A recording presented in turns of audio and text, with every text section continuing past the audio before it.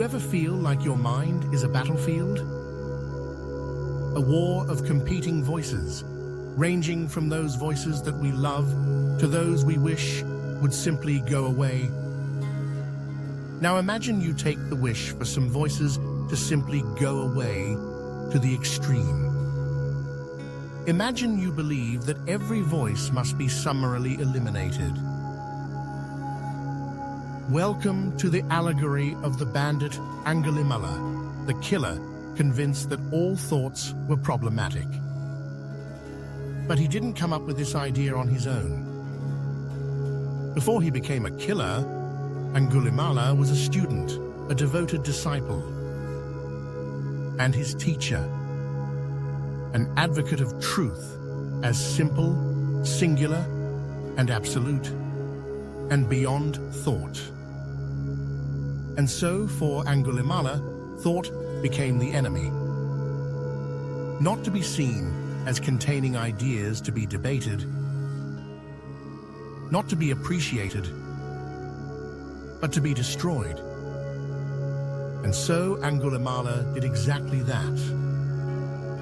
One voice, one thought, one victim at a time. There was the king, representing the voice of authority, of law and order, the constant reminder of right, wrong, and of Angulimala's past. Angulimala could not allow that voice to persist. It needed to be silenced, and it was. But little did Angulimala know that that voice was to return, again and again. Next, the villagers, representing the voices of common sense, the simple truths accumulated over time and experience. They had to go, to be erased, and so they were.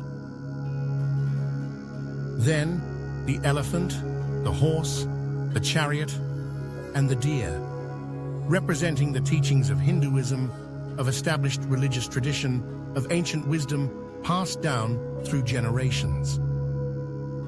No truth to be found here, and so they too had to be destroyed, and they were.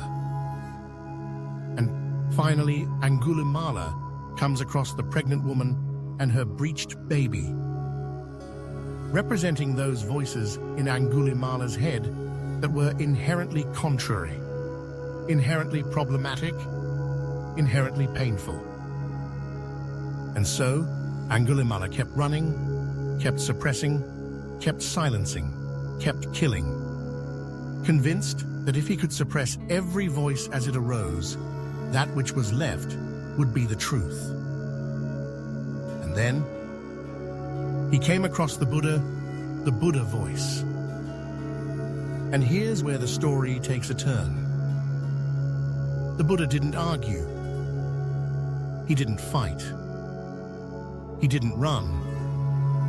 He walked. Slowly. Calmly. Effortlessly. Angulimala, the man who had outrun every voice before, tried to chase him. But no matter how fast he ran, he couldn't catch up. And in that moment, his entire worldview cracked. Because this man, this silent, unshaken, impossible to catch figure, represented something Angulimala never considered. A voice that didn't fight back.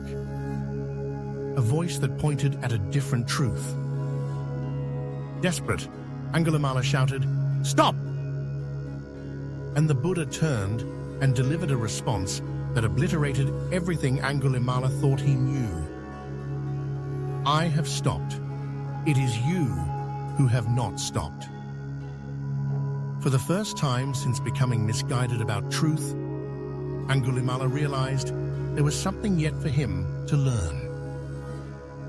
He had been convinced that truth was what remained after every opposing voice was silenced. But the Buddha represented a truth that existed in the midst of all voices. The Buddha had stopped fighting long ago. The Buddha had stopped suppressing thoughts. He stopped needing to eliminate everything he didn't understand. The Buddha had come to understand something that Angulimala did not. And Angulimala put down his weapons, he stopped the killing, and over time, finally realized a different truth. That in and of themselves, the voices were never the problem. And along the way, he does something radical. He stopped running. He stopped suppressing. He stopped killing. And just like that, his entire existence shifted from a man desperately trying to control reality to a man finally seeing it for what it is. And here's where it gets really interesting, because this story isn't just about Angulimala's personal journey. It's a direct response to the notion that just because we should be skeptical of ideas, that these ideas must ultimately be eliminated.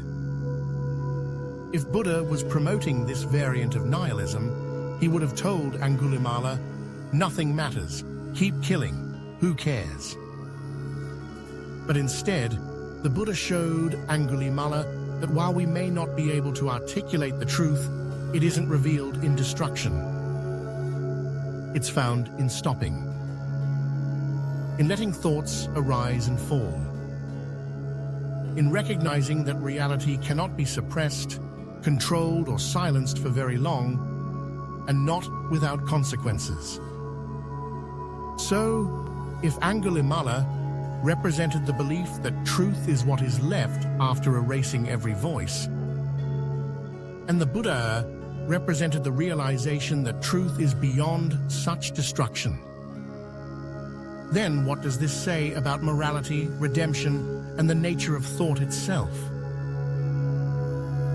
And these questions are exactly why we continue to sit in the midst of all voices.